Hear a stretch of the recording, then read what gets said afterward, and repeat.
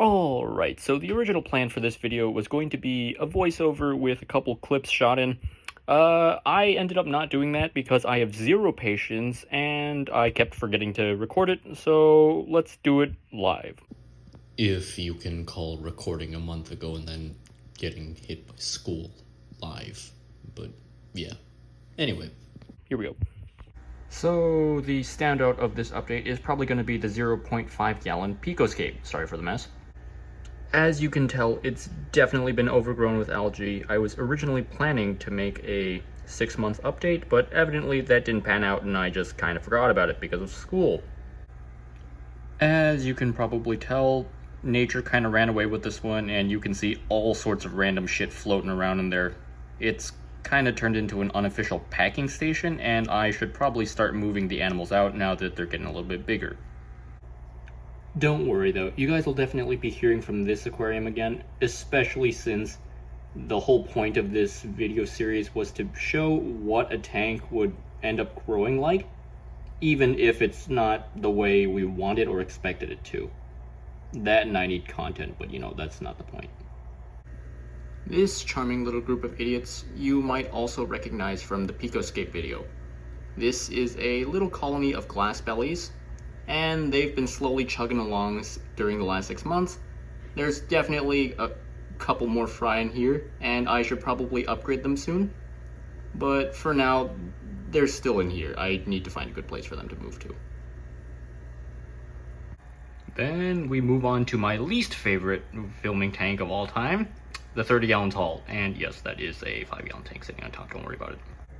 This tank is kind of turned into a free-for-all grow-out. There's angels, yellow labs, peacocks, a couple blue labs derping around somewhere. I have no idea if they're even still alive. Teacup platies, even the silver-tip tetras from the 80-gallon tank. The bristle noses I threw in here a year ago are still in here, I guess. They've gotten a lot bigger, and I really have no idea what they've been up to because they're usually hiding under the sponge filter. Which is kind of weird because this guy's in here. He hates this spot. Wait, is he sitting on something? Hold up. Are those eggs? In any case, everybody's going to be stuck in here until they get a little bit bigger. Some of which are going to the shop, others of which are going to become breeding stock, some of which I'm just keeping around for fun. Who knows? Everyone's got a purpose here. These teacup platies have been kicking out babies like nobody's business. Love them. You guys are definitely going to be hearing from these guys again. I plan to have these guys around for a long time. This 5 gallon's kind of a mix of all my other grow outs. We've got a lot more teacup platies in here. We've got CPDs, guppies, albino guppies, rice fish even. Yeah, I had to move them. And we got a lot of plants sitting around here. I'm still working on the algae. Sorry about that. And yes, this is dangerous. Don't ever do this. I just did this because I ran out of space. Don't do this. It will eventually break. Don't do it.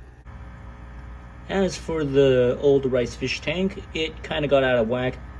A massive bloom of algae took over the entire tank, and I don't think the rice fish liked that at all. They couldn't really find any food, so I had to move them. And I ended up replacing them with a bunch of other grow-outs.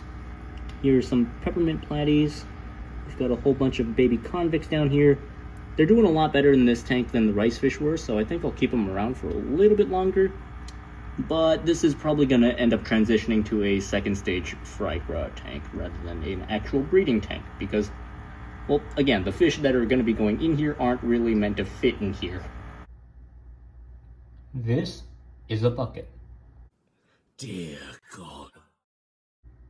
There's more. No. Nope, not happening, not happening. That's for next time. And for our last stop, we have the 80-gallon tank.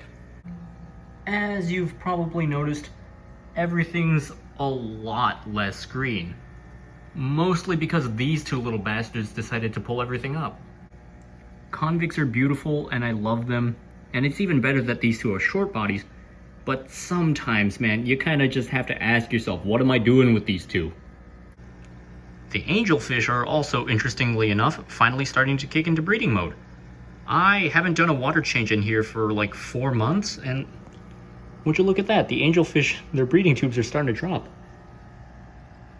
Same for this girl. That guy, yeah, his breeding tube's down. Yeah, this girl's just kind of sitting this one out, I guess.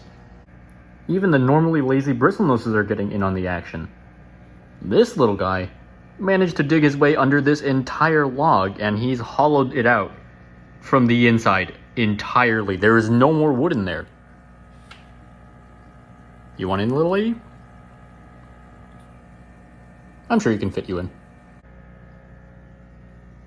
With everybody slowly starting to post up for the season, I think we're about to be in for a pretty eventful couple of weeks. Until then, unfortunately, it seems like we're gonna have to do quite a bit of waiting. But don't worry, once we get there, you guys will be sure to know. Alright, peace out.